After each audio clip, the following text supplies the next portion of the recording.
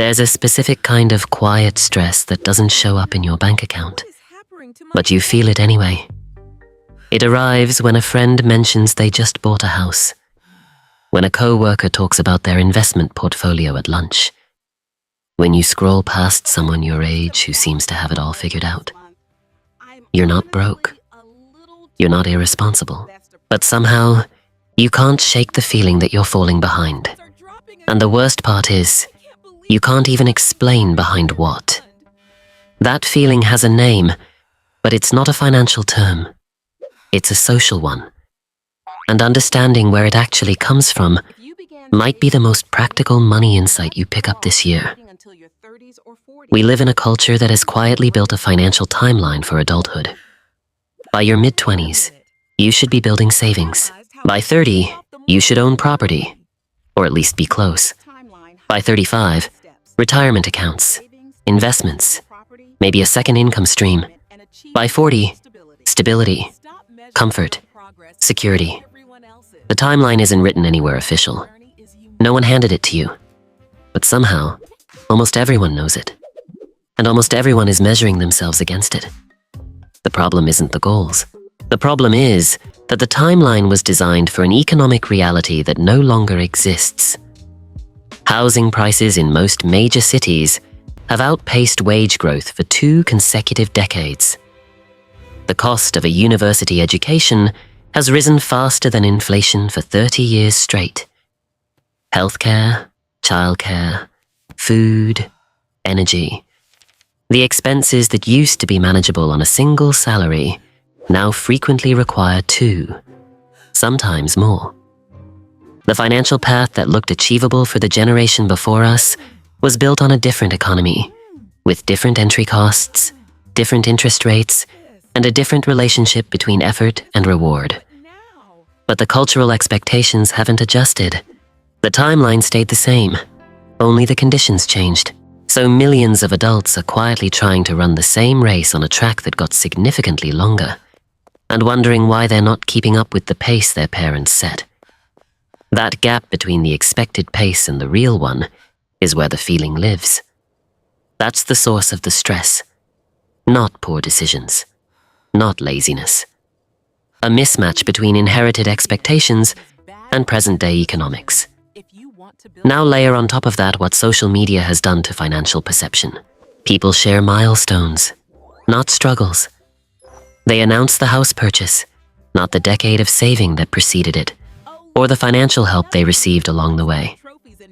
They post the vacation, not the credit card balance. They mention the promotion, not the anxiety that comes with it. What you see is a curated selection of wins, edited for appearance, chronologically compressed. It looks like everyone is moving forward at a pace you're not matching. But you're comparing your internal experience, messy, uncertain, full of trade-offs, to other people's external highlight reel. That comparison is structurally unfair, and it distorts your sense of where you actually stand. There's also something worth understanding about how our brains process financial progress. Human psychology is far better at registering gaps than gains. You're wired to notice what you don't have before you notice what you've built. This isn't a flaw. It's a survival mechanism. But in the context of personal finance, it means your brain will systematically undercount your progress and overcount your shortfall. The emergency fund you built over 3 years barely registers. The vacation your colleague just took feels like evidence that they're winning and you're not. This cognitive bias, combined with social comparison and a genuinely harder economic environment, creates the perfect conditions for chronic financial anxiety in people who are, by many measures, doing reasonably well. Which raises a harder question. What does being on track actually mean? And who decided?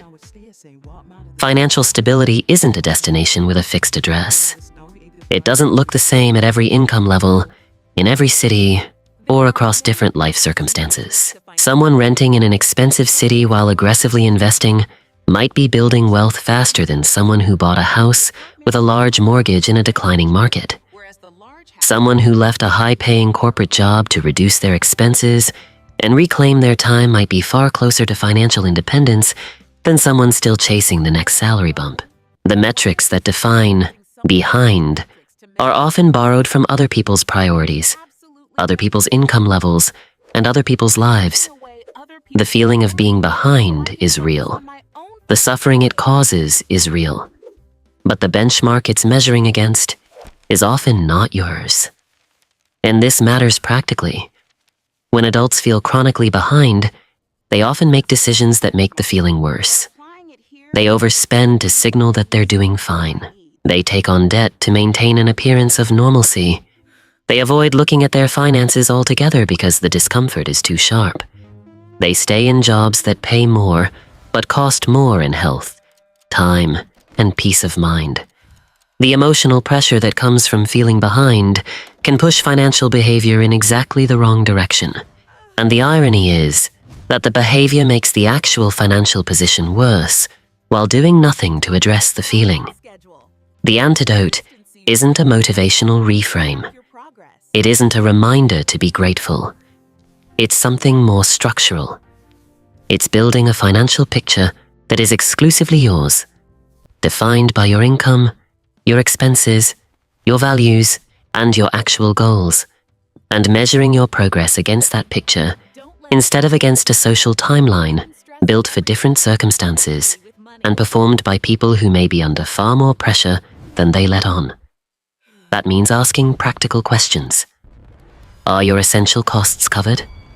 Are you moving toward less dependency on a single income source over time? Is your financial margin, the gap between what you earn and what you spend, growing even slowly? These are quieter metrics. They don't make for compelling social posts. But they are far more honest indicators of financial direction than whether you own property by a certain age or have the right title by a certain birthday. Progress in personal finance is rarely linear. It doesn't always feel like forward motion in real time. Often it feels like standing still while everyone else accelerates. But what you're perceiving is not always what's actually happening. Sometimes, slow and deliberate is exactly the right pace for the ground you're walking on. The feeling of being behind may be one of the most common financial experiences of modern adulthood, but it's worth examining carefully before you let it steer your decisions. Because most of the time, the finish line you're racing toward isn't one you chose. It was handed to you by a culture that benefits from you feeling inadequate. Define your own measure of progress. Build toward it steadily, and stop running someone else's race on a track that was never built for you.